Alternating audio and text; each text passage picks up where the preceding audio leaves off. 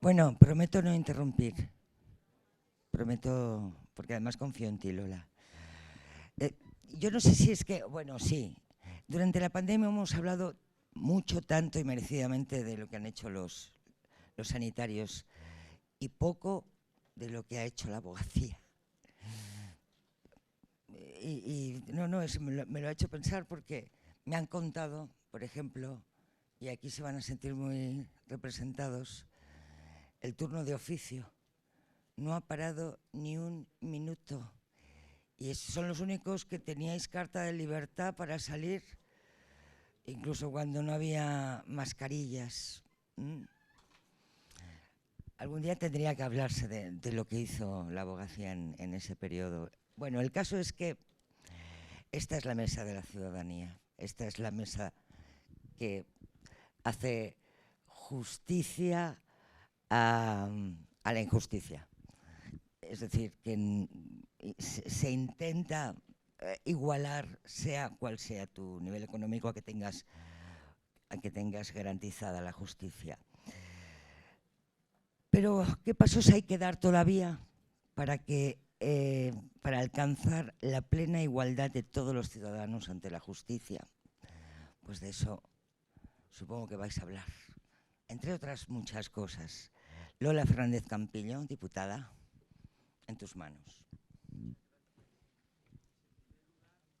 Espera que no se te escucha. ¿Ya? Vale. En primer lugar, yo no tenía que estar aquí hoy. Hoy sí, pero no aquí.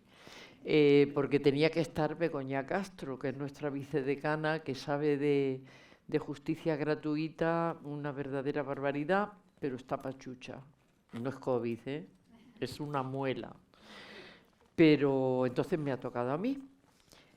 Voy a intentar hacerlo con la mayor dignidad posible, no voy a ser ella, ¿qué le vamos a hacer? Lo siento por los ponentes, pero bueno, me han cambiado el orden además, o sea que de lo que yo iba a decir y que iba a hacer, pues lo van a decir y lo van a hacer quienes realmente están para ello aquí esta tarde. Es una mesa en la que me siento muy cómoda. Primero porque yo soy abogada de turno de oficio desde hace 41 años. Sigo siendo abogada de turno de oficio y no hay nada en el mundo que me guste más que ser abogada de turno de oficio. Yo soy abogada de a pie, abogada de la ciudadanía. En segundo lugar, porque tengo una mesa que es magnífica. Además, como soy feminista de las de toda la vida, me siento muy orgullosa porque tengo dos personas, dos mujeres que han sido pioneras y lo explicaré cuando las presente. Entonces, y bueno, todos realmente los que están aquí en este momento merecen estarlo y merecen hablar de lo que vamos a hablar.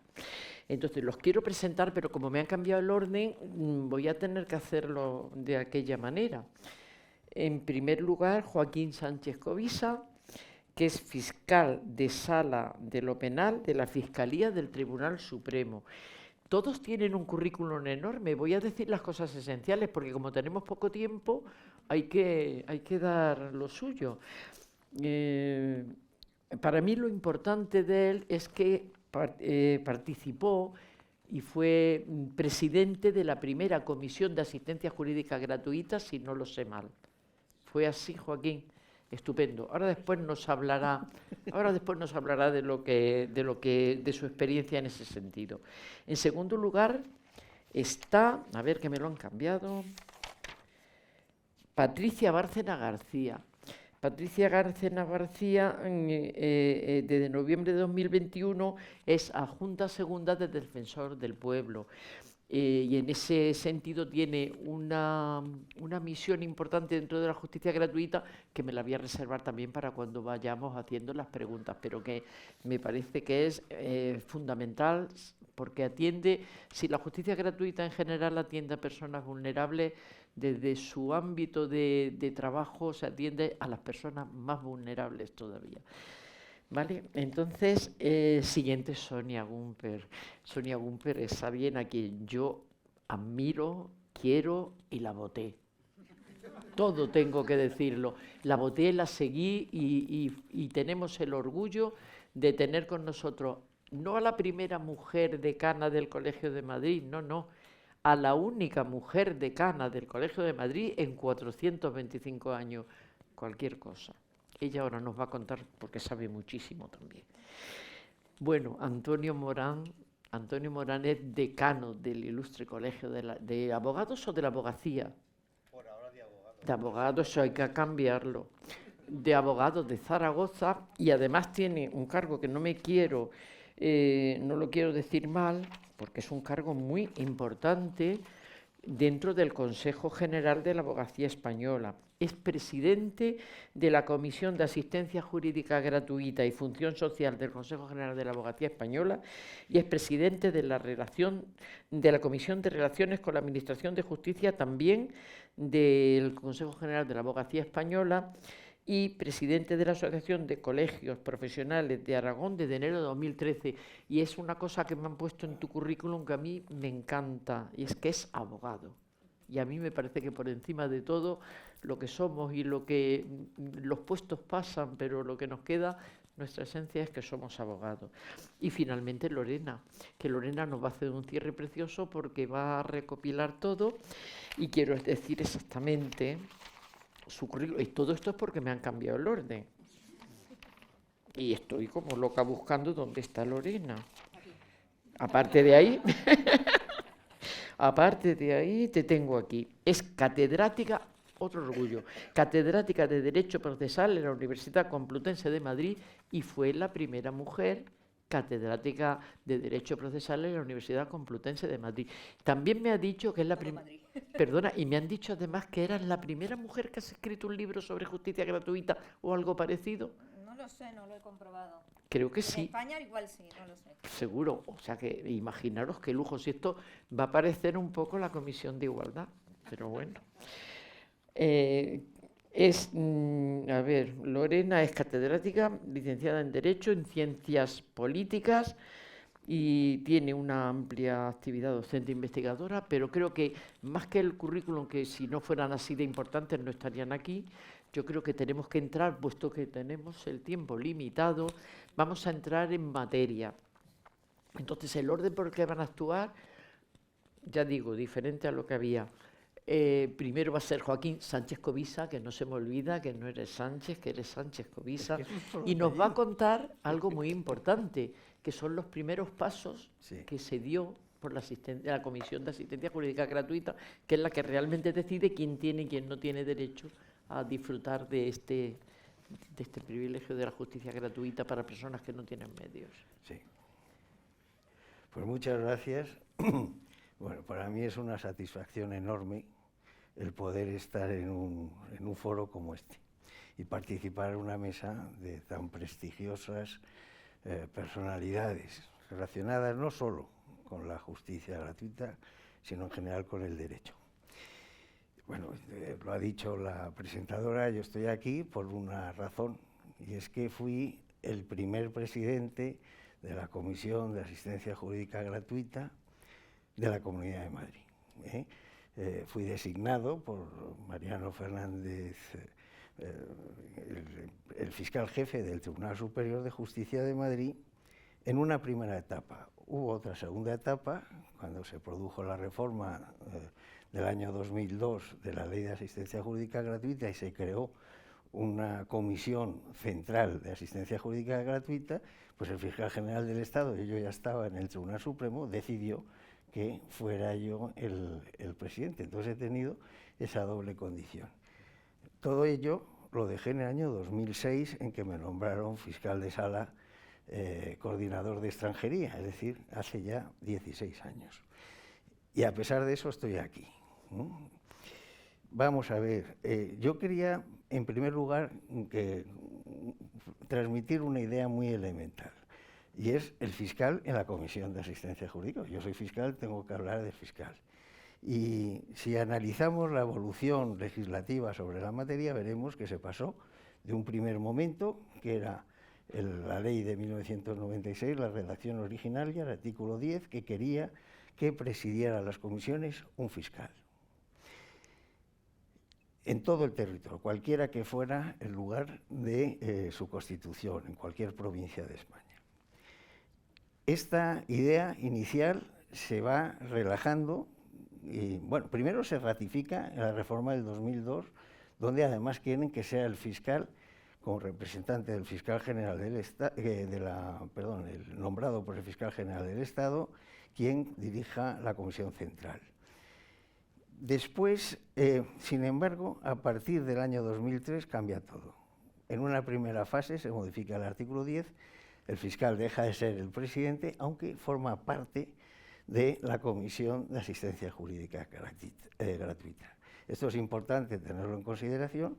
La designación de su presidente queda atribuida a los órganos competentes de la respectiva comunidad autónoma, que determinarán cuáles de sus integrantes será el presidente.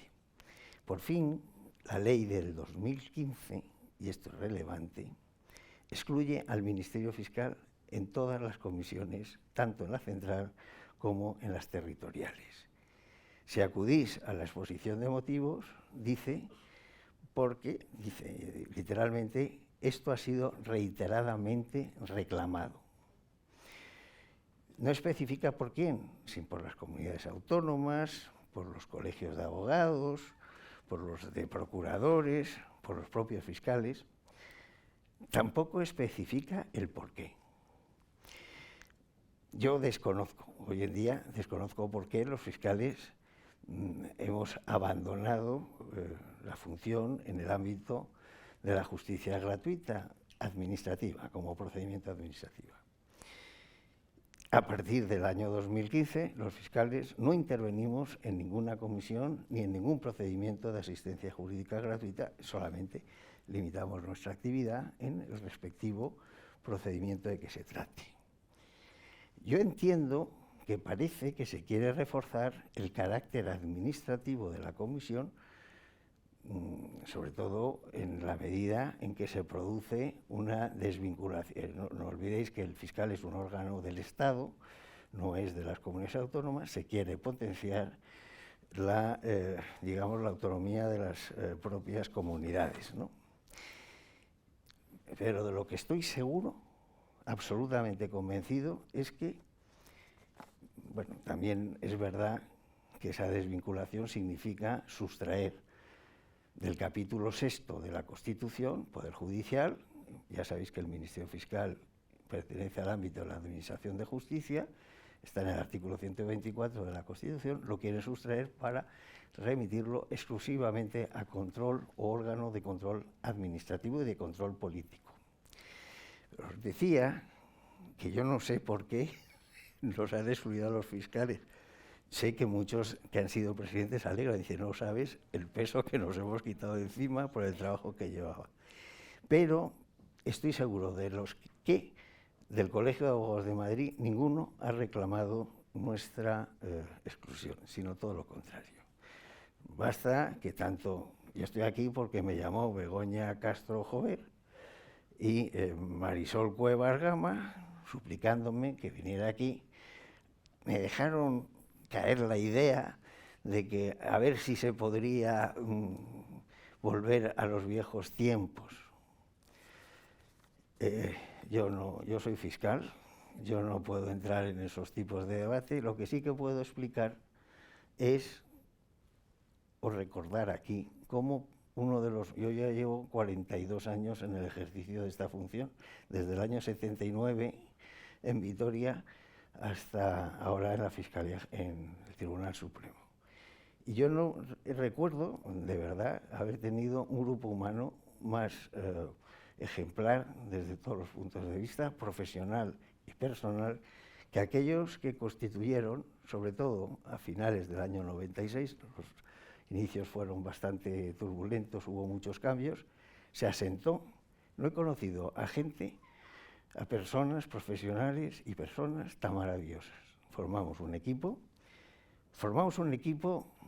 en el que lo que predominaba y transmitía la confianza. Y no solo este equipo, en el ámbito interno de la Comisión de Asistencia Jurídica Gratuita, y ahora veréis los problemas con los que tuvimos que enfrentarnos, sino sobre todo y por encima de todo en su relación tanto con el Colegio de Abogados de Madrid como con el Colegio de Abogados de Alcalá de Henares, que desde el inicio los dos estaban bajo la competencia de nuestra comisión.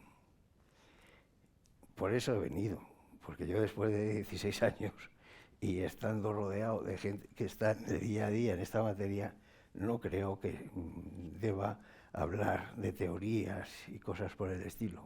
Esto, los académicos y los aplicadores del día a día. Si no llega a ser por esa relación de confianza que se estableció, sería imposible que en 3 años, desde su creación, que fue en septiembre del año 96 de la comisión, hasta el año 99, se pudieran haber cumplido todos y cada uno de los objetivos por los que nació y con los que se propuso la Comisión de Asistencia Jurídica Gratuita. He dicho antes, yo no hace falta que, vamos, sería una estupidez por mi parte remarcarlo, pero bueno, para que luego no digan se ha olvidado, cuando yo me refiero a la comisión y me refiero al Colegio de Abogados, a los integrantes del turno de oficio y de asistencia, etcétera, bueno, estoy pensando también con los personales cooperadores, colaboradores, auxiliares. Bien, ¿por qué? Os decía que, primero, no era una comisión, era una comisión de la primera comisión, era una comisión de la Comunidad de Madrid. Por lo tanto, comprendía 2 colegios. Eso exigió necesariamente que hubiera un sistema de compenetración, de acuerdos entre los 2 colegios para establecer su representante en la comisión y que pudiera tener un funcionamiento bastante, como fue, por cierto, bastante relajado, tranquilo.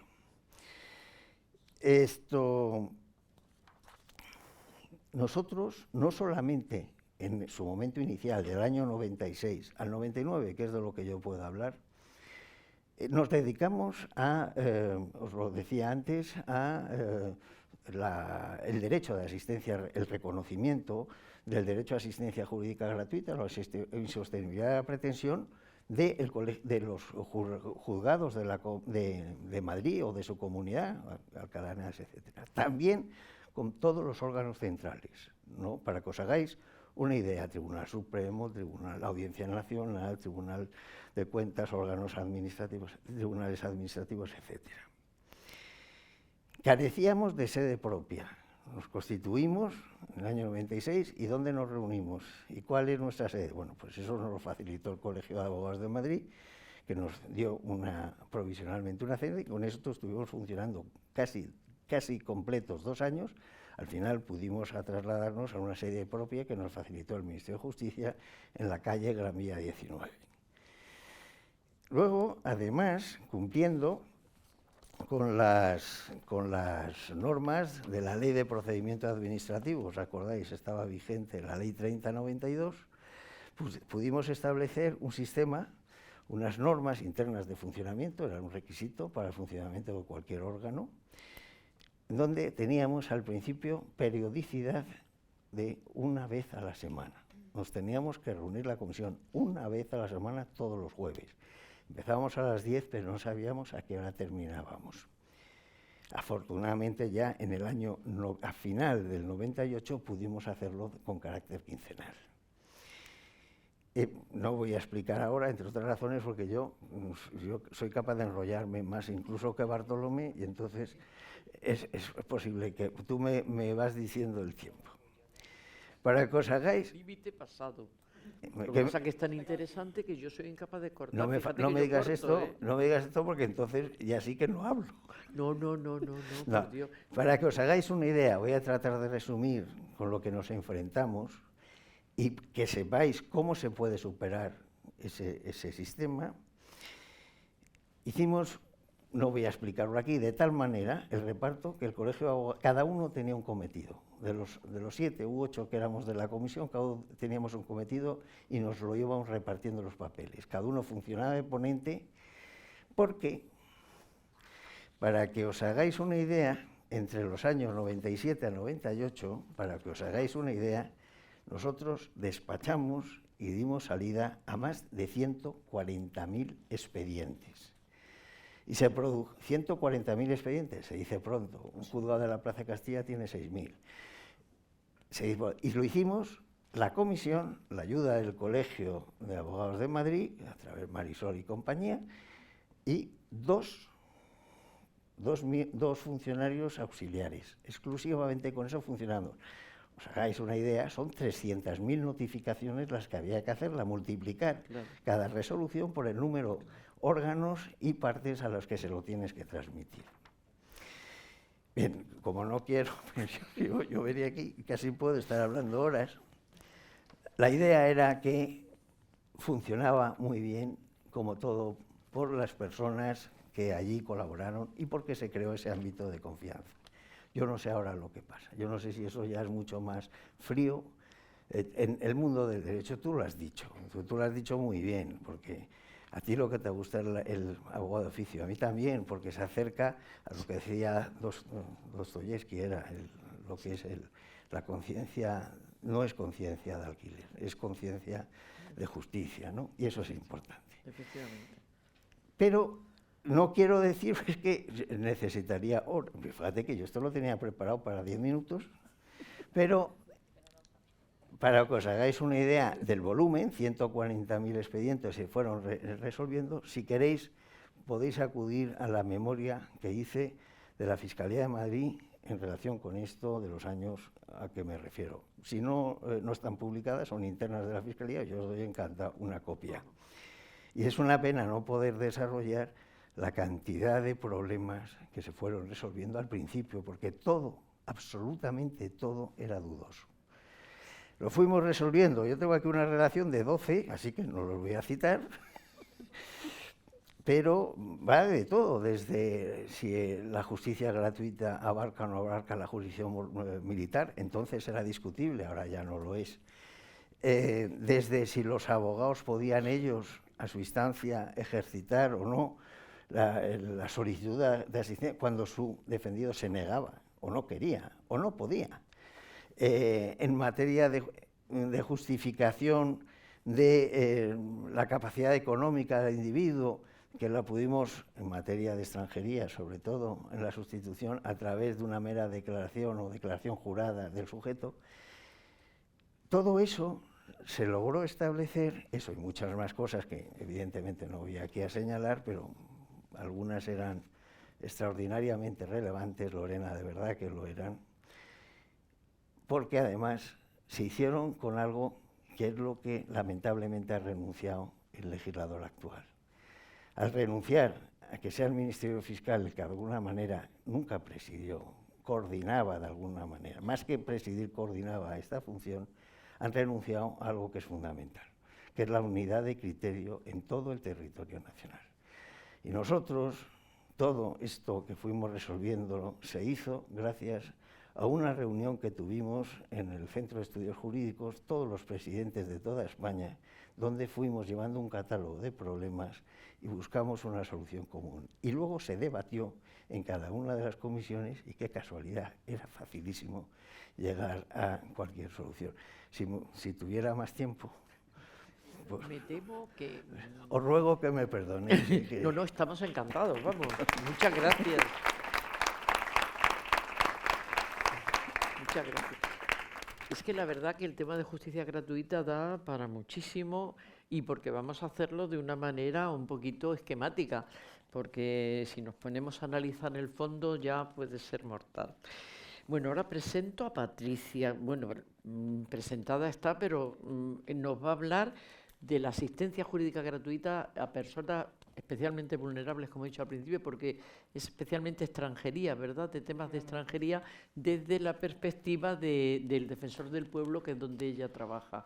Entonces, explícanos un poco cómo es la dinámica, cómo es la problemática. Muchas gracias por la invitación y muchas gracias en nombre del defensor del pueblo. Felicidades por 425 años de trabajo.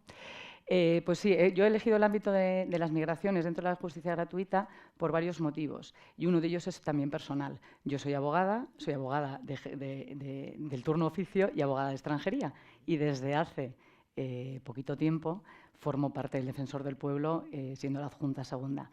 Así que, obviamente, por mi trayectoria profesional, esta materia es la que conozco, pero además, cuando nos invitasteis a las jornadas, analizando un poco dentro de lo que se ha hecho a través del defensor en aportación a la justicia gratuita para la ciudadanía, el ámbito de la migración siempre ha sido una preocupación especial, ¿no? Muy importante precisamente por lo que decías, la situación de vulnerabilidad que padecen estas personas.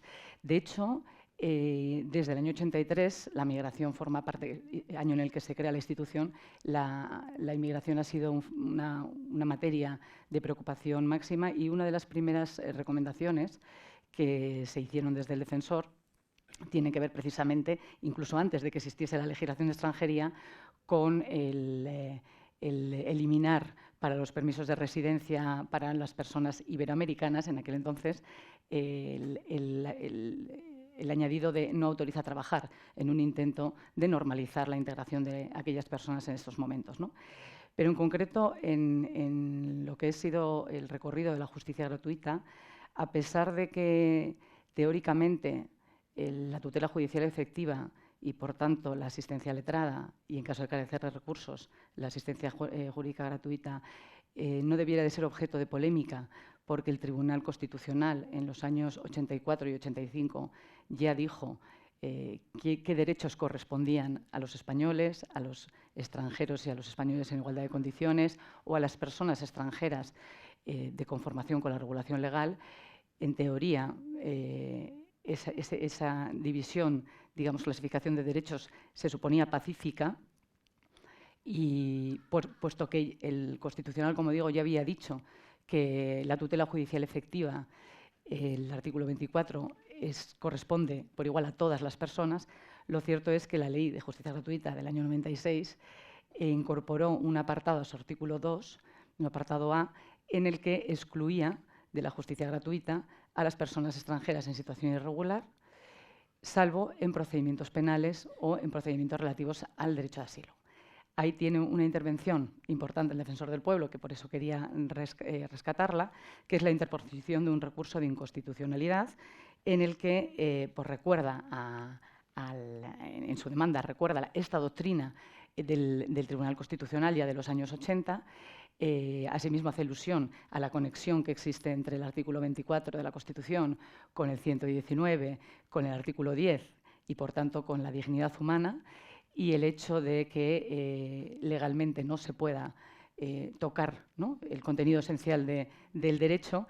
Y ese recurso que se estimó parcialmente y que elimina en su momento del apartado 2 la referencia a extranjeros que residan, hablaba residan, ahí el Constitucional hace una modificación parcial y dice: cuando nos referimos a residan no significa que tengas que tener una autorización para residir, sino que residas porque te hallas en la situación fáctica de que te hallas en España. Y legalmente lo elimina de la Ley de Asistencia Jurídica Gratuita.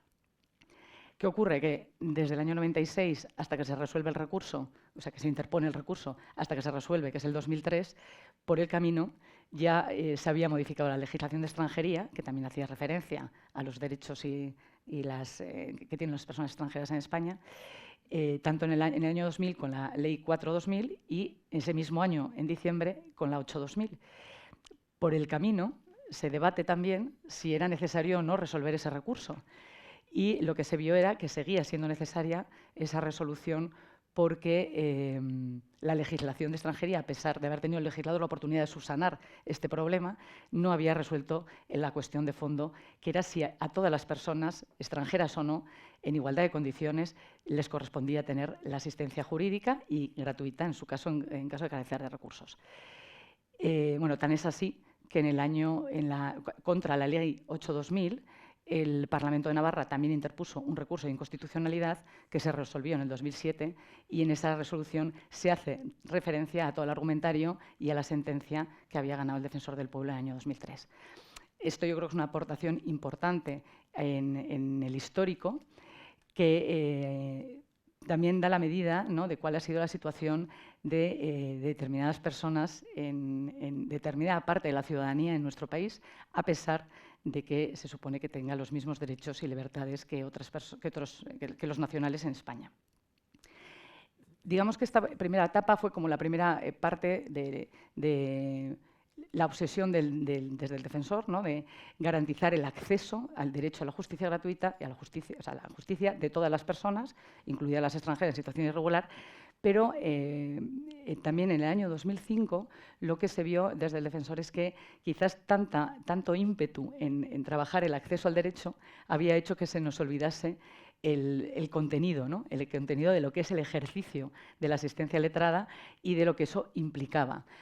Y decidió hacer un informe, un estudio muy amplio, en el que por primera vez incorporan no solo medidas a la Administración.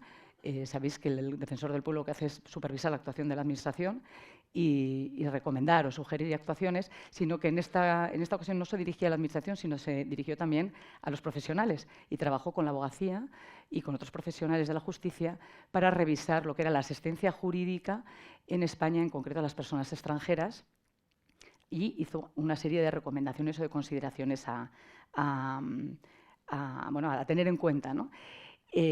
Algunas de ellas las voy a mencionar, como ando un poco así, veo el reloj ahí que me dice los minutos, pero sí que me parecía importante traer a colación algunas de las cosas que entonces se dijeron, en el 2005, que tenían como finalidad eso, aportar un poco contenido a la asistencia letrada, a intentar unificar lo que se estaba haciendo en las diferentes partes del Estado y, sobre todo, a que en el ejercicio, que el abogado o la abogada, cuando estuviese ejerciendo, desde el turno o no, no se convirtiese en un convidado de piedra, como nos han intentado hacer parecer muchas veces, ¿no? Sobre todo en el ámbito penal, en las asistencias al detenido y demás, sino que fuera una asistencia real y no solo una presencia letrada, ¿no?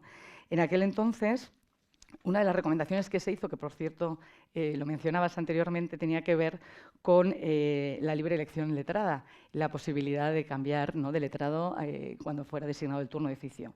Esto ya está superado con la regulación actual, con el decreto actual de 2021, pero bueno, entonces hablábamos de eso. También instábamos a que hubiese especialización de los turnos de oficio, en el concreto en el ámbito de extranjería. Madrid fue uno de los primeros colegios que tuvo turno de oficio especializado de extranjería, o actualmente lo tiene de trata, que lo tienen muy pocos colegios, pero eso se consideró también un elemento esencial en el que creo que se ha avanzado muchísimo, ¿no? También en el ámbito de lo que era la exigencia, ¿no?, a los compañeros y compañeras para acceder al turno especializado, qué se les exigía, qué formación, qué tipo de reciclaje. En todo eso se ha avanzado también mucho. Desde el Consejo General se ha hecho un gran trabajo, desde la Subcomisión de Extranjería se han unificado muchísimos criterios formativos. Este colegio es prolífico en formación, pero bueno, hay otros más pequeños que tienen más dificultades y que, sin embargo, pues también se ha avanzado mucho en lo que es la formación letrada y la exigencia de una profesionalización, además de unos años de colegiación o lo que fuera, ¿no? También exigíamos a nivel de la Administración que se dotase de espacios adecuados. Exigíamos, utilizo la palabra exigir y en realidad es recomendar, ¿no?, que espacios adecuados para que la asistencia letrada pudiese tener su espacio reservado para la entrevista, para que realmente hubiera confidencialidad entre abogado-cliente. Cuestión en la que hemos avanzado, pero relativamente, porque en el 2018 tuvimos que volver a hacer otra recomendación en este sentido, ya que además de las comisarías, digamos, habituales, han proliferado todo tipo de centros de detención, sobre todo en las zonas de costas o en gran afluencia de personas extranjeras, donde se han creado centros de atención diferentes, ¿no?, que se llaman los CATE, que igual conocéis.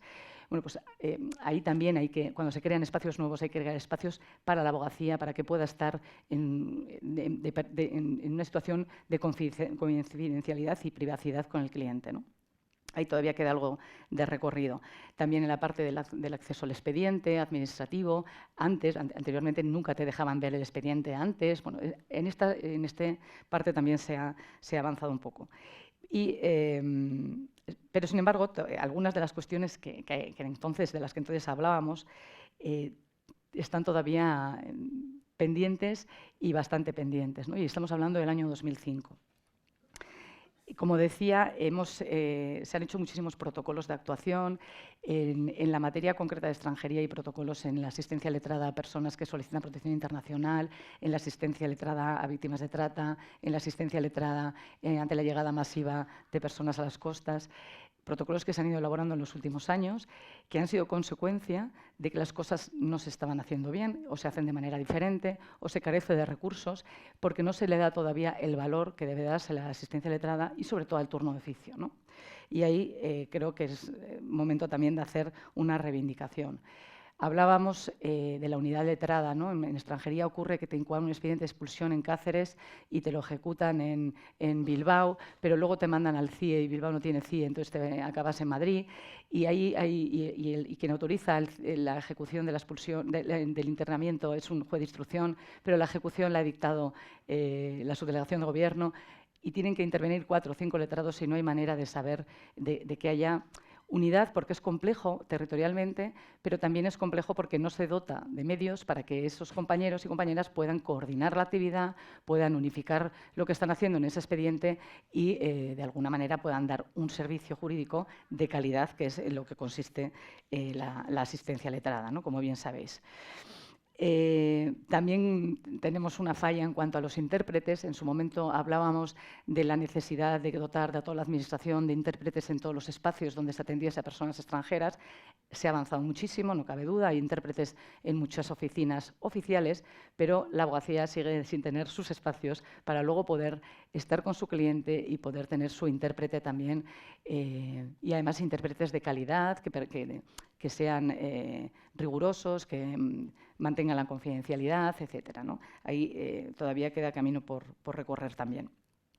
Y, bueno, sigue siendo un obstáculo que yo creo que es insalvable porque la jurisprudencia no nos da la razón, que es la necesidad de contar con un poder o con una PUDACTA para la fase de la jurisdicción contenciosa administrativa, y el letrado o letrada que asiste desde el principio de la incoación de un expediente administrativo sancionador va a perder, o sea, no va a tener nunca oportunidad de acabar en un contencioso cuando su cliente ha sido devuelto o cuando ha desaparecido porque le han expulsado o lo que fuera, o tiene incapacidad de acudir a un país a emitir un poder en el consulado español de turno. Bueno, esto un poco en cuanto a algunos de los retos que quedan para que esa asistencia sea positiva y que no corresponde tanto a la abogacía como a terceros, ¿no? El poder mejorarlo.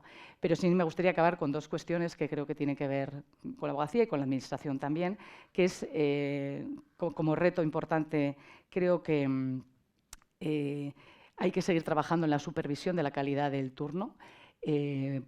Creo que es muy importante lo que se ha avanzado en todos los colegios, como digo, en la formación, en el reciclaje, pero también en la supervisión de cómo se lleva a cabo el ejercicio, de cómo se hacen las asistencias, de la calidad del recurso, y no con fin fiscalizador, sino con fin de mejora y de dignificación del turno, porque es muy fácil desdignificar el turno y creo que mayoritariamente los compañeros y compañeras que hemos hecho turno, que hacéis turno, hacéis una labor espectacular que no está bien valorada socialmente y que creo que hay que trabajar por dignificar, pero que tampoco está valorada o pagada justamente, y eso también creo que es otro reto que hay que seguir exigiendo a la Administración, ¿no?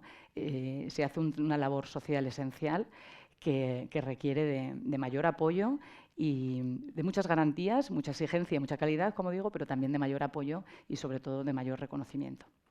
Es que ricas. Uy, muchas gracias. Me ha salido la vena. Has cumplido magníficamente. Hombre, yo tengo el reloj ahí. Yo también estoy mirando y me da una pena cortar que no veas porque es tan interesante, pero yo quería hacer pequeñísimas puntualizaciones. Voy a consumir muy poco tiempo. Has tocado un tema, madre mía de mi vida, los medios escasos. Los medios escasos para el turno de oficio. Somos el patito feo de toda la justicia. O sea, estamos fatalmente pagados.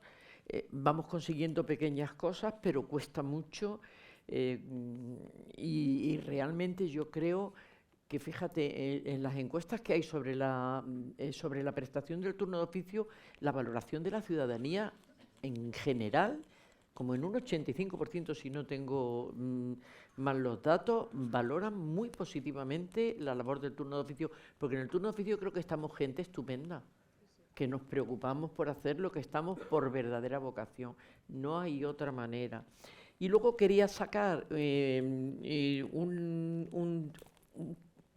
pequeño mensaje de que por parte del Colegio de la Abogacía de Madrid se está atendiendo en la crisis de Ucrania, se está atendiendo en un SOG especial para los refugiados ucranianos, con letrados que son ucranianos, con lo cual el asunto de intérpretes lo tenemos solucionado y creo que están haciendo una labor maravillosa. Entonces, yo que no llevo extranjería, fíjate, es de lo poco que no llevo, quiero sacar un poco cara por ellos porque están haciendo una labor realmente extraordinaria, ¿vale? Ahora pasamos a Sonia Gumper. Sonia Gumper, yo creo que todos los que estamos aquí la conocemos, la queremos, la respetamos y todo.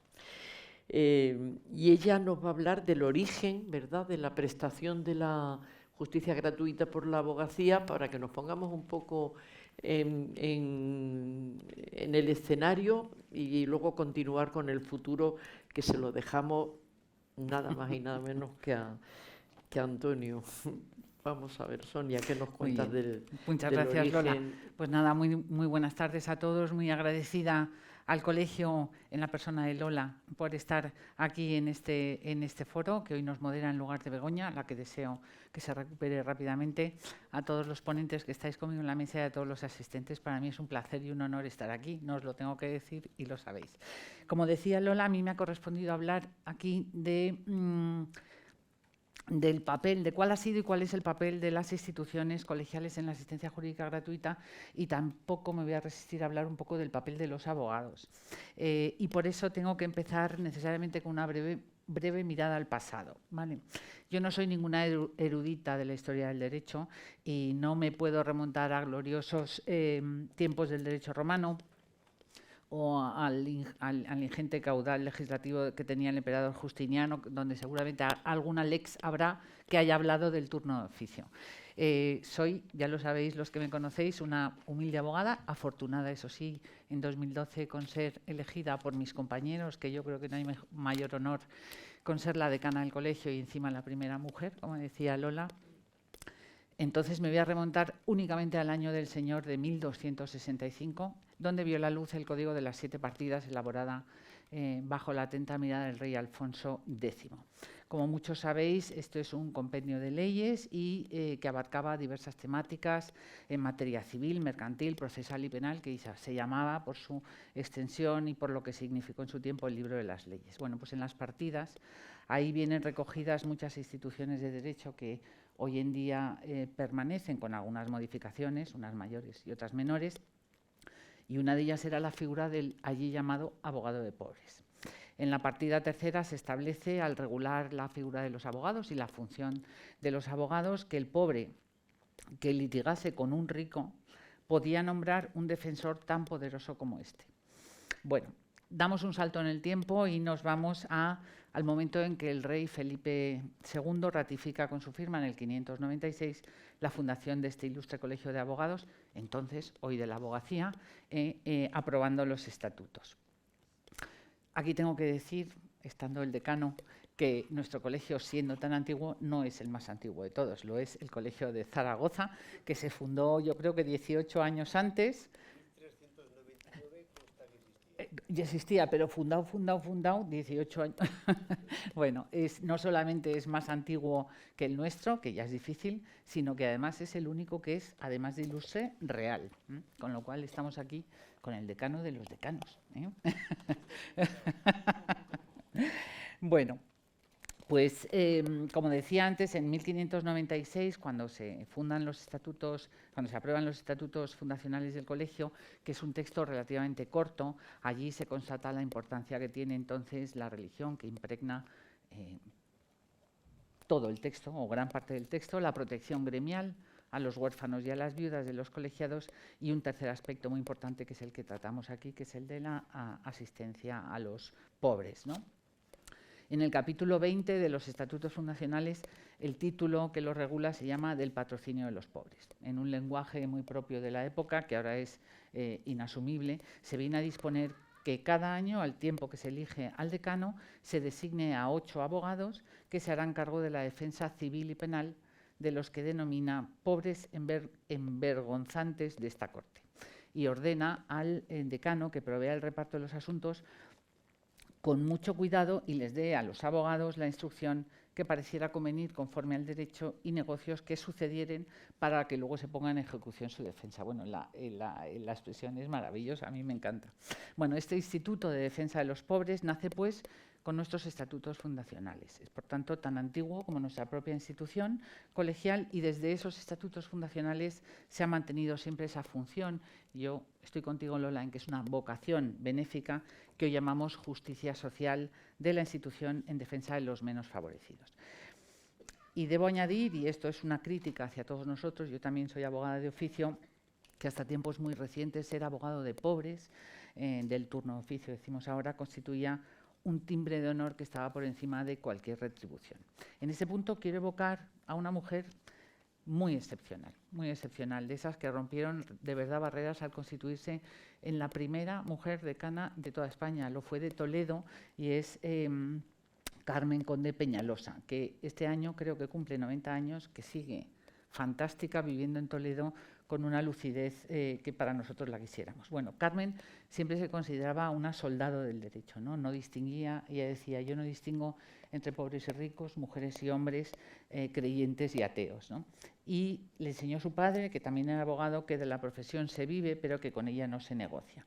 Ella era una firme defensora del turno de oficio, lo entendía como aquel ejercicio de forma desinteresada y, pero eso la evocaba, que se ejerce con el más alto honor y la más profunda obligación de un abogado. Y yo quiero subrayar esta idea de Carmen y quiero reivindicar aquí que entre todos, entre los abogados y el colegio, debemos contribuir a recuperar plenamente ese espíritu en la justicia gratuita.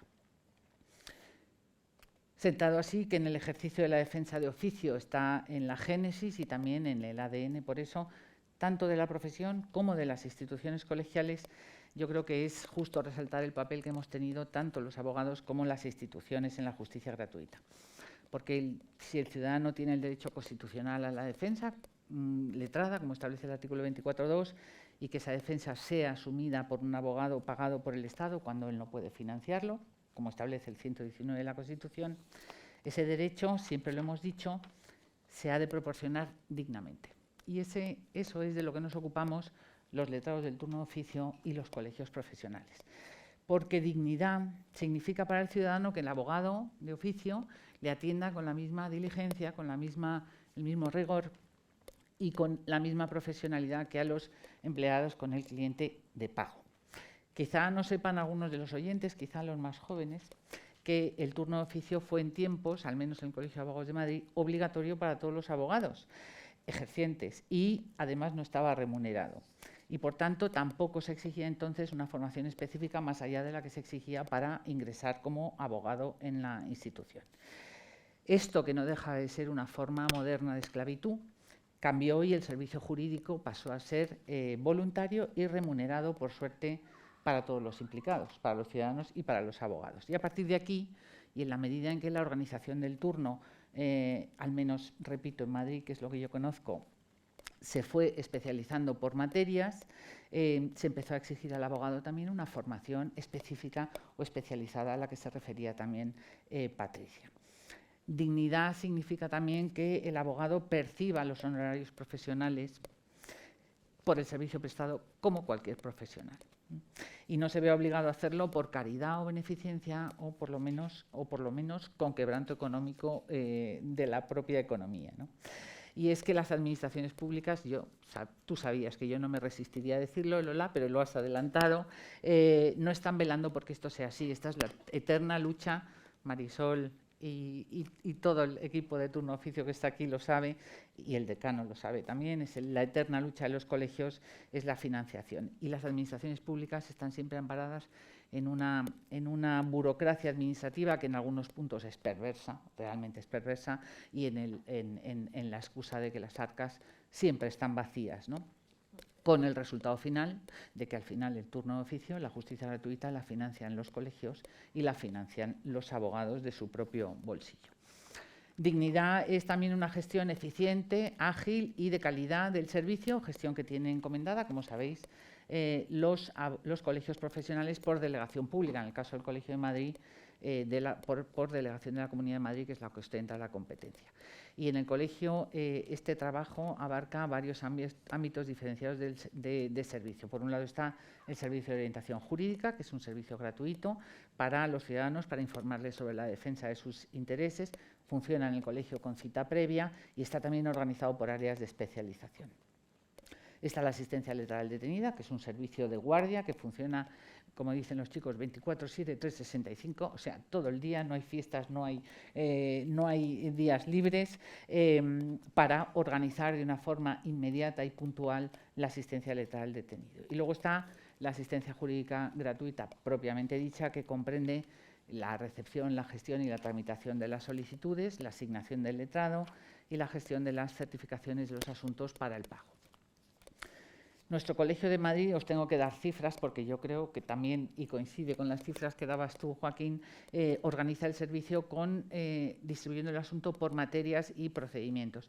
El turno civil tiene hasta 8 áreas de especialización, el penal tiene 10 áreas de especialización, el contencioso administrativo también tiene áreas de especialización, el social también, y tenemos turnos especiales de violencia de género, todas ellas con áreas de especialización, protección a víctimas y delitos de odio, protección a víctimas de trata de seres humanos, turno especial de protección a víctimas de discriminación por diversidad sexual y género, y turno especial de protección a víctimas con discapacidad intelectual o enfermedad mental. Por estos turnos especiales, el Colegio de Madrid exige más años de ejercicio efectivo que los que exige la ley. Exige hasta 10 años, si no me equivoco, Marisol me corrige, para turnos especiales como el de casación o jurado, Audiencia Nacional o el Constitucional, y 5 en extranjería, refugio y en vigilancia penitenciaria. Esto además de una formación específica, aparte de la que se exige para la incorporación al turno, ¿vale? Organiza el servicio en 5 zonas de la provincia de Madrid para cubrir toda la provincia de Madrid, que no os voy a explicar. Y luego, en el año 2019, que es el año previo al COVID, porque ahí hubo una bajada, el Colegio de Madrid gestionó 127.186 solicitudes de asistencia jurídica gratuita. Y en el año del COVID, en el 20, un poquito menos, 104.420. La subvención pública, retomando el tema más importante, que recibe el colegio para financiar la infraestructura de asistencia jurídica gratuita, que es el personal, la tecnología, las comunicaciones, en fin, todo eso que no se ve y que hace que las cosas funcionen y que es necesaria para la gestión, es, según el presupuesto del colegio del año 22, de 30,05 euros por expediente de solicitud de justicia gratuita. Esto está previsto porque es el presupuesto para los 125.240 expedientes que se prevén para este año, lo que da una subvención total en asistencia jurídica gratuita de 3.763.000 euros. A ello hay que sumar 2 subvenciones más, una la de los SOG, que son 858.000 euros, y otra de 60.000 que recibe del Consejo de Colegios. Eso hace que en total en subvenciones el Colegio de Madrid llegue a 4.621.000 euros, que no cubren el gasto de infraestructura presupuestado para este año, que es de 5,5 millones. Es decir, que la justicia gratuita, en el 1.000.000 de euros que no está cubierto por la subvención, lo financiamos todos los abogados con nuestras cuotas.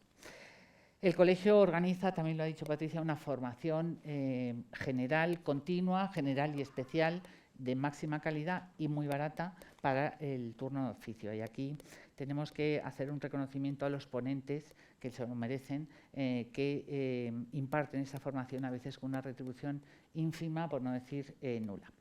Termino, si me permitís, citándome a mí misma, no porque yo me crea fenomenal, sino porque sigo creyendo en aquello que hice cuando me presenté a decana en el año 2012, que fue escribir una tribuna sobre el turno de oficio, un poco, si queréis, naif, pero que yo creo que sigue expresando lo que yo siento. Esta tribuna se llamaba Turno de oficio, ficción y realidad. Y termino citándoos, leyendo las primeras líneas de ese artículo. Decía: Turno de oficio fue y será ya siempre una serie de televisión dirigida por Antonio Mercero y protagonizada por el entonces, cuando yo lo escribí, recientemente fallecido Juan Luis Galiardo.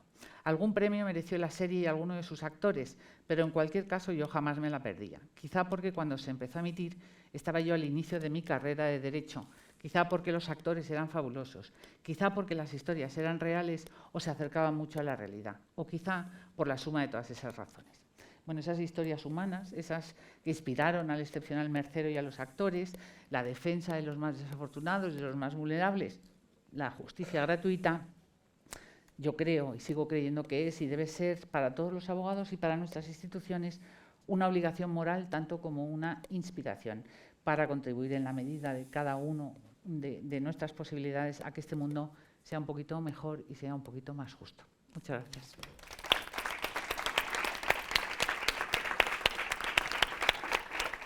Muchas gracias, Sonia Decana. Caramba, me he acordado, según hablaba, de que yo fui de las que empezó no cobrando. Y me acuerdo que cuando decidieron finalmente pagar una miseria, lo pagaban allí en el propio colegio, unas colas tremendas, porque claro, era una novedad. No sé si tú no estabas, Marisol, pero yo lo recuerdo perfectamente. Y luego otra cosa, ahora como va a ser Antonio Morán el que va a hablar del futuro, yo quiero hacer una precisión sobre el Colegio de Madrid, que tiene una especialidad muy fastidiada. Y es que el Colegio de Madrid depende de la Comunidad de Madrid para los órganos de primera instancia y audiencia y del Ministerio para los órganos centrales. Con la Comunidad de Madrid más o menos hemos llegado a un acuerdo, que se necesita mejorar, que qué casualidad, cuando hay elecciones hay dinero para todo, cuando se terminan las elecciones no hay dinero para turno. Fíjate qué cosa. Pero es que con el Ministerio es horroroso, horroroso, porque se quedan literalmente sin pagar una serie de servicios que tenemos que prestar los letrados del turno de oficio en órganos centrales, sin pagar, a veces juicios de meses, sin cobrar un solo céntimo, porque el Ministerio no lo paga. Así que te dejo a ti en tu tejado el poder explicar cómo es el futuro del turno de oficio, de la justicia gratuita. Muchas gracias, Lola. Un placer estar con todos vosotros, los compañeros de Madrid. Y bueno, dado que veníamos, o yo venía también con ocasión del 425 aniversario, en el año 24 os espero en Zaragoza. Se cumplen 625. Bueno, después de la broma que me ha lanzado Sonia, hablar del futuro más que del futuro es de qué queremos que se transforme. Claro, esto daría, como decía Joaquín, pues en horas y horas de debate. De hecho, llevamos muchos años, y lo sabéis todos vosotros cuando vais a los encuentros de justicia gratuita, llevamos horas y meses y años hablando de por dónde ir. Por no enrollarme mucho, porque el tiempo va a hacerse corto, la ley que tenemos ya ha cumplido 26 años, a ningún jurista nos gusta que nos cambien las leyes, queremos que se mantengan en el tiempo, pero necesariamente de alguna vez habrá que decir, bueno, la situación ha cambiado, no solo el marco procesal, la situación social, y por qué no decirlo, los prestadores del servicio también necesitan actualizar su situación y por lo tanto hay que hacer una nueva ley. ¿Y qué queremos que en esa ley? Algo que los juristas también siempre nos oponemos, a que sea reglamentarista. Esa es por lo menos mi opinión y no es la única. ¿Por qué? Hemos ido a Joaquín, hemos ido a otros compañeros que habéis intervenido, donde están planteando hasta detalles que son chinitas en el zapato en el sistema de justicia gratuita. ¿Cómo arreglamos esas chinitas? Con el reglamento estatal, ¿no? El reglamento a quiénes afecta, a 5 comunidades autónomas, que representan o constituyen 23 colegios y un cacho de Madrid, la dependencia de los órganos centrales. El resto de comunidades autónomas y los 60 colegios restantes están en unos territorios con transferencia en justicia ya realizada y por lo tanto pueden tener, y de hecho tienen, sino un reglamento propio de desarrollo de la ley, disposiciones de la consejería oportuna que van matizando, ¿no?, ciertos aspectos de justicia gratuita.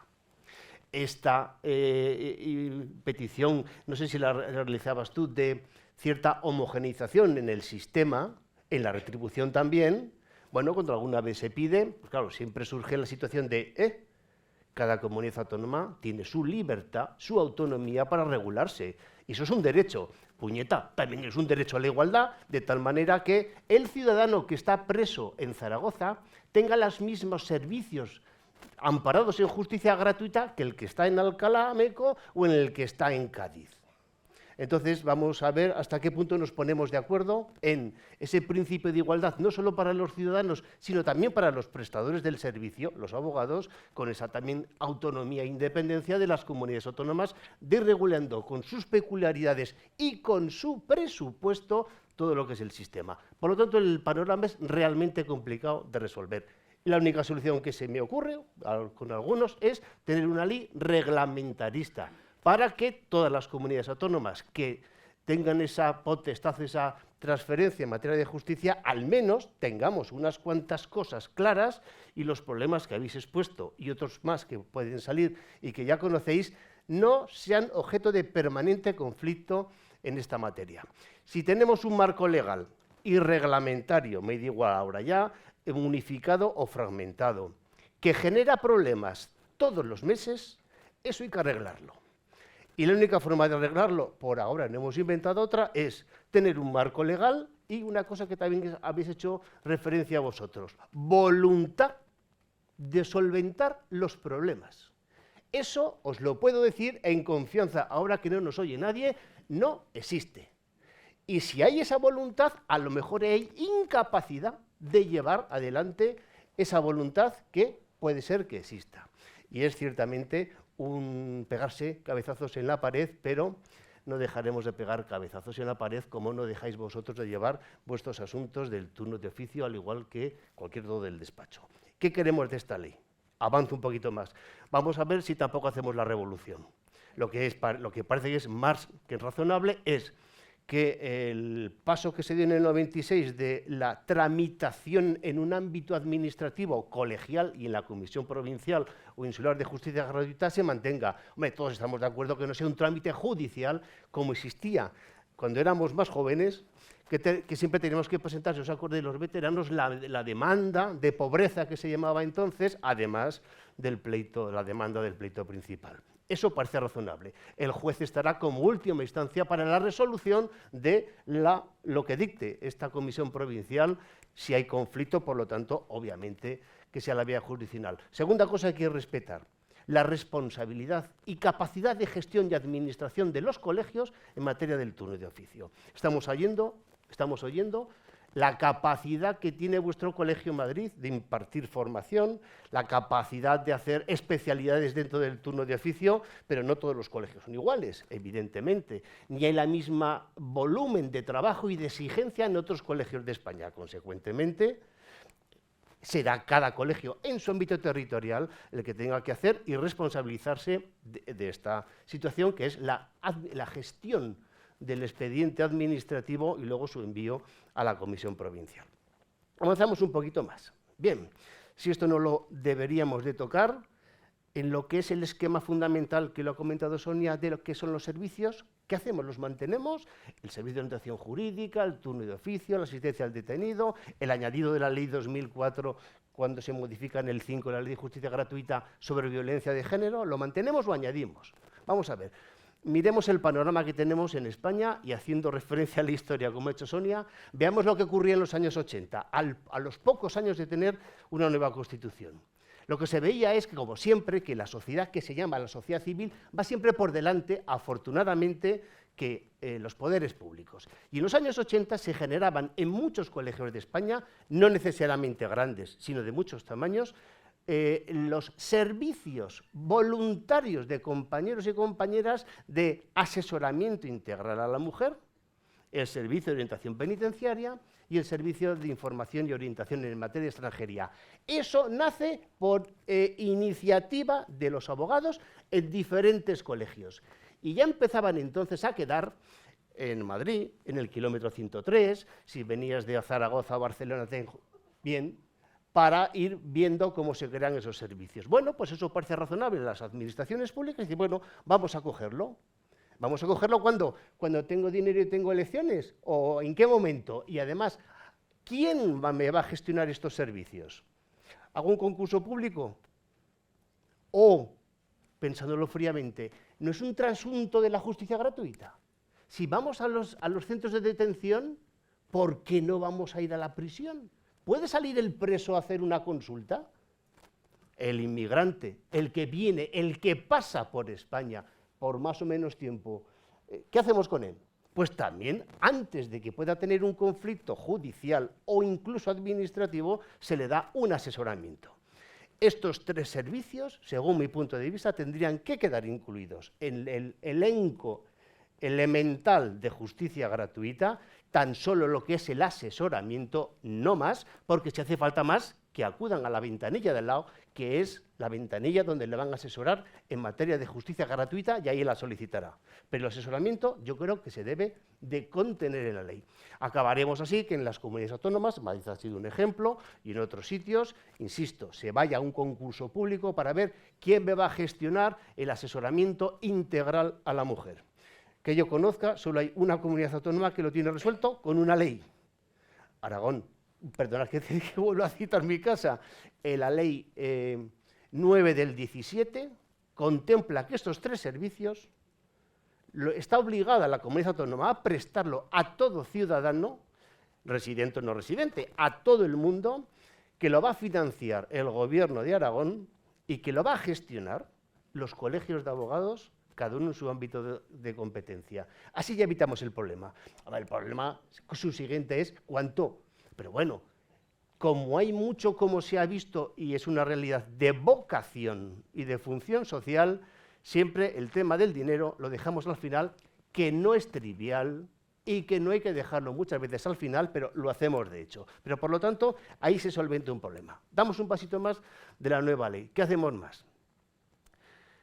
Con los ciudadanos, con el ámbito subjetivo, ¿lo mantenemos o lo cambiamos? Vamos a ver, hasta ahora ya sabéis el criterio de los módulos del IPREM en relación a lo que es la unidad familiar.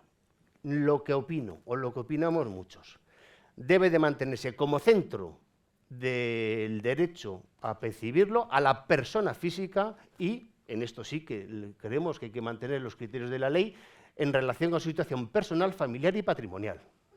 Lo demás es secundario. Y habría que huir, según mi opinión, de las ampliaciones subjetivas oportunistas. Ahora interesa, por lo que sea, abrir, hacer barra libre y a no sé qué materias o sectores le doy la justicia gratuita, porque sí. Pues mire usted, si nos cuesta dinero a todos los ciudadanos, y encima tampoco está bien compensado, porque lo que ha dicho Sonia es una realidad. El turno de oficio lo pagamos los abogados con nuestra cuota colegial, en muy buena medida. Yo creo que serán todos los colegios lo que ocurra así. Si vamos a estar en esa situación, delimite usted la justicia gratuita a quien, como dice el 119 de la Constitución, no puede, acredita insuficiencia de medios para litigar. No haga barra libre cuando convenga, no. ¿Qué sentido tiene en el ámbito laboral la justicia gratuita? Un empleado que es un alto empleado de una empresa que gana 8.000 euros al mes, ¿también tiene justicia gratuita? ¿Y el autónomo? El autónomo, como alguien se equivocó en el artículo 3 de la ley y puso que había que contemplar los ingresos brutos, fue tan bruto el intérprete, que son muchas comisiones, que cuando un autónomo pide justicia gratuita le piden su declaración de renta. Usted ha ingresado al año 100.000 euros. Imposible que le dé la justicia gratuita. Y dice el autónomo, oiga, que me he gastado 90.000. Pues no se lo dan. No se lo dan. Entonces, ante esta situación, mantener este punto en el que la persona física sea quien tiene que tener el derecho, dejémonos, apartemos las situaciones de oportunismo, aunque sí que reconozco, creo que todos, que hay razones de oportunidad. Por ejemplo, las situaciones de violencia de género o la asistencia al detenido, pero que ya está en la ley. O sea, nadie va por la vida en el móvil con el teléfono de un abogado. Igual sí que podemos llevar el médico de cabecera o el centro de salud, pero normalmente la gente no tiene en el móvil un abogado. Bueno, pues se lo pone el Estado y lo compensa el Estado al abogado que tiene que ir, claro. Bien, por no extenderme, porque creo que vamos consumiendo minutos, voy a dar un par de pinceladas más.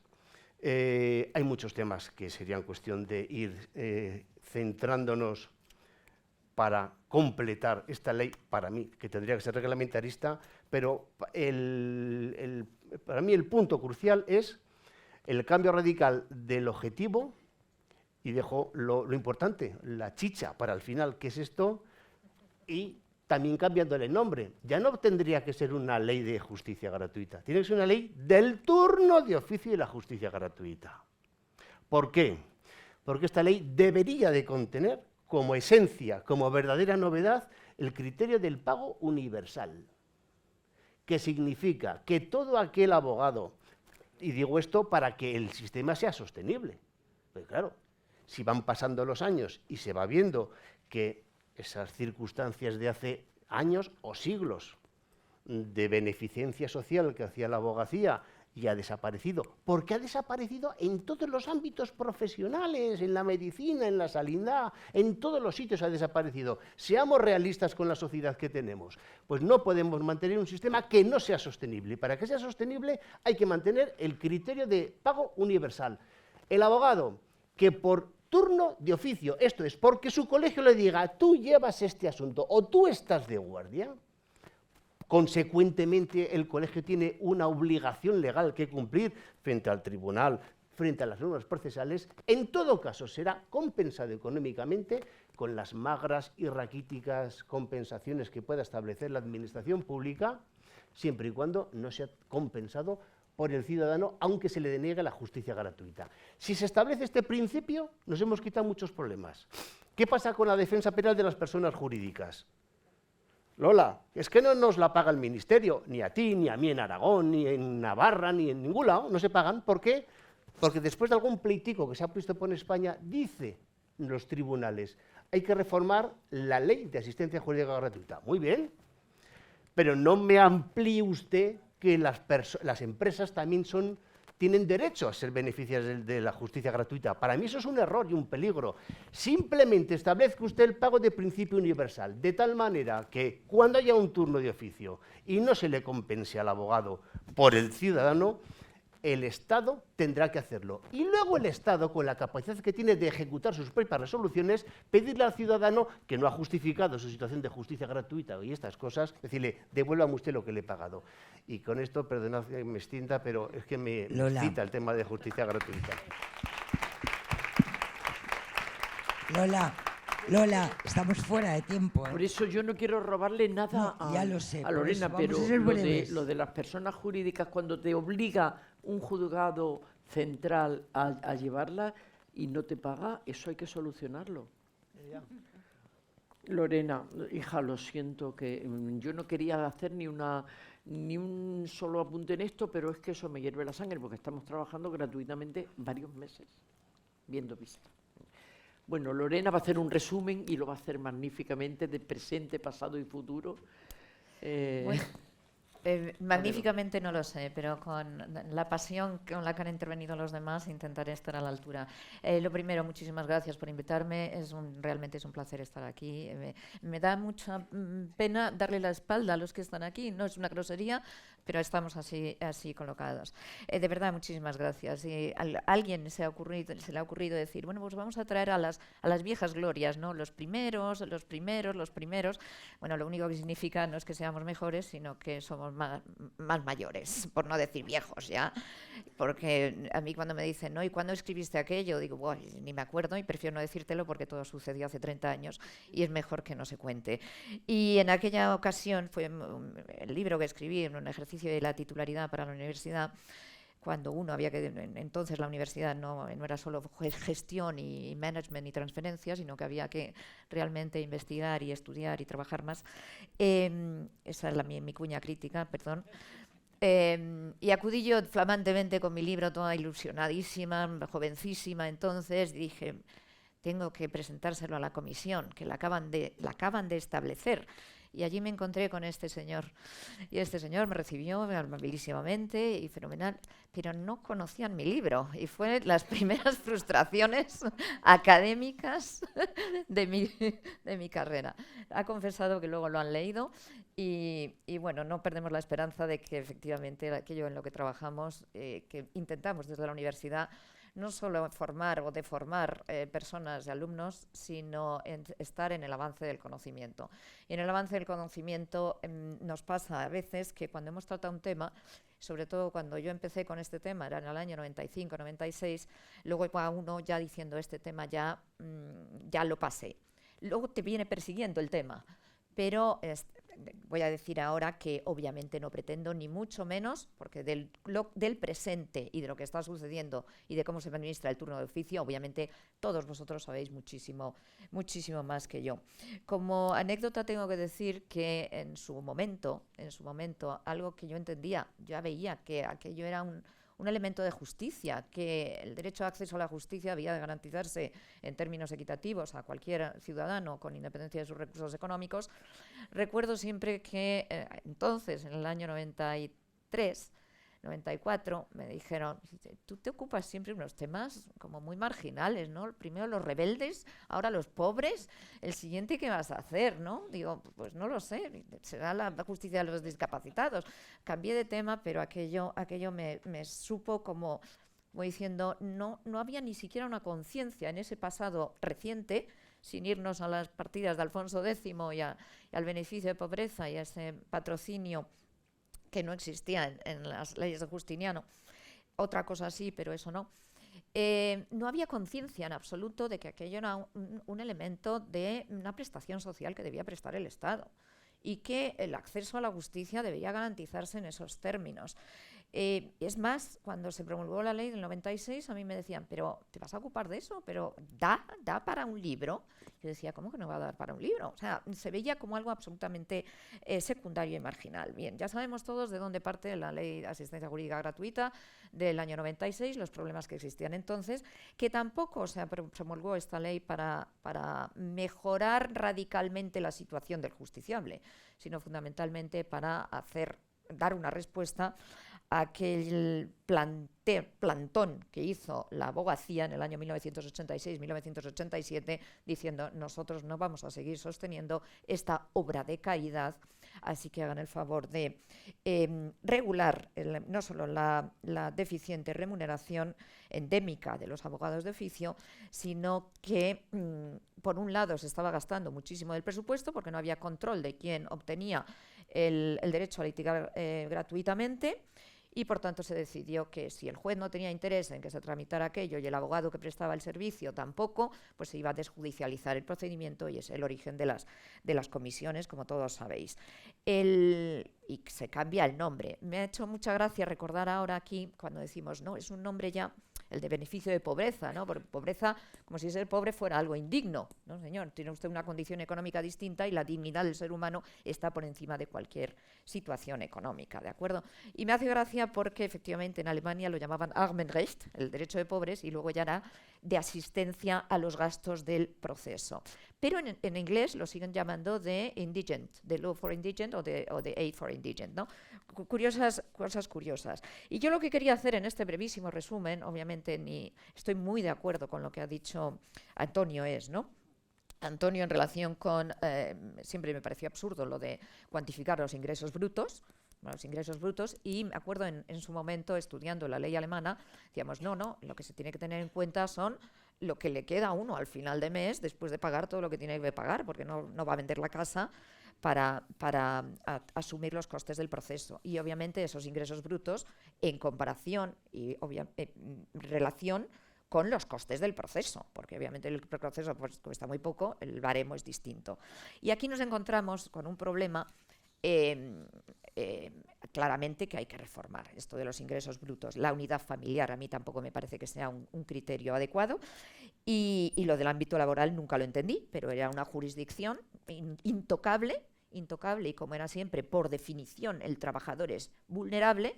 Pregúntenselo a muchos empleadores, las que han pasado con la pandemia, para ver si es vulnerable o no es vulnerable, y sobre todo en un ámbito como España, que el 80% de la economía la sostienen las pymes, y es el empleador, pero el empleador que a veces incluso cobra menos que sus empleados, ¿no? Y el tema de las personas jurídicas tenemos que darle muchas vueltas, pero como me ha dicho, fuera de tiempo, yo no voy a entrar en eso, y además sabéis mucho más. Dos cuestiones del presente que me parecen importantes. Sí quiero decir que ese librito que no fue reconocido ni conocido en su momento, a mí me llevó curiosamente a que de repente en lo que se llaman un last minute substitute, necesitaban a alguien que supiera de asistencia jurídica gratuita para asesorar en un evento que tenía lugar en Ucrania. Y esto fue en el año 2008. Y me lo dijeron un lunes, el martes me sacaron un billete, el miércoles me fui a Kiev por primera vez, en el año 2008, a hacer un asesoramiento del sistema de justicia gratuita allí, que sabéis que en todas las democracias en transición y todos los países que están dentro del Consejo de Europa necesitaban reformar la justicia gratuita, que hasta entonces, como sabéis, estaba en manos del Estado, el Servicio de Defensoría Pública cuando existía, pero sobre todo carecía absolutamente de ningún tipo de independencia. Con lo cual empezamos ahí a modificarlo. Desde entonces tengo que decir que la justicia gratuita, el ámbito español, es el que menos conozco. Os puedo hablar de las triquiñuelas y los problemas que existen en Legal Aid en Georgia, Azerbaiyán o Armenia, y sobre todo donde más he trabajado es en Ucrania. La excusa es siempre la misma: no hay dinero suficiente, somos un país pobre, no hay recursos para esto, entonces el derecho de acceso a la justicia se queda sin cubrir, otros ámbitos no se quedan sin cubrir, y estamos hablando desde un punto de vista, y lo que yo me dedico ahora es implementación de los derechos fundamentales desde el ámbito del Consejo de Europa. Y nos encontrábamos siempre con el problema, es decir, en la jurisprudencia del Tribunal Europeo de Derechos Humanos no hay un derecho a la justicia gratuita. Se reconoce en general el derecho de acceso a la justicia, elimínense, obligación de los Estados de eliminar todos los obstáculos de acceso a la justicia a personas vulnerables o que por razón de los recursos. Pero por razón de los recursos, la jurisprudencia, lo que ha dicho en muchísimas sentencias, desde Pakeli versus Germany a la última contra Bulgaria, es siempre y cuando esté justificado por los intereses de la justicia. Siempre que it is justified in the interest of justice. ¿Y qué es interest of justice? Pues cada cual define interest of justice lo que es, ¿no? Si el caso es complejo, si el sujeto tiene conocimientos jurídicos o no, si puede terminar en una pena privativa de libertad elevada o no. Problema que nos encontramos aquí, y volvamos no solo con la asistencia jurídica gratuita, en la gestión del presupuesto para darle ese servicio al ciudadano a través del turno de oficio, yo voy un poco más allá. Justicia gratuita se pone equilibrar el acceso a la justicia a todo ciudadano que realmente no puede costearlo. Pero no solo cuando la ley lo determine. Y este es el punto tricky en la inmensa mayoría de los ordenamientos jurídicos, que no garantizan la justicia gratuita en aquellos procesos en los que la intervención de abogado es obligatoria, que hacen recortar la intervención obligatoria a realmente poquísimos casos. Y con esto termino. Porque yo sé que tenía que culpar de nuevo al señor fiscal, que se explayó, porque el que hace el wrapping up, no te preocupes. Lo único que quiero deciros es que por fin tenemos unas guidelines del Consejo de Europa aprobadas el 31 de marzo de 2021, que uno reconoce aquello de tengas en cuenta el gross income, pero no solo esto, sino el disposable income, lo que le quede a usted a final de mes. Y por último, aquellos que no son elegibles para justicia gratuita, ofrézcaseles otras alternativas. Y como siempre, el que habla último habla menos, pero os invito a seguir hablando otro día. Otro día serás la primera, te lo prometo. No, me da igual. Sí, porque era muy Yo interesante. vengo de la doctrina y el entorno alemán, y con esto termino. Cuando uno se pasa 2 minutos, sale ahí una luz roja que dice, y a los 3 minutos te cortan el micro. Para la próxima. Pues ya está. Muchas gracias a todas y a todos. Gracias, Lorena, por el esfuerzo. Y gracias a todos. Muchas gracias.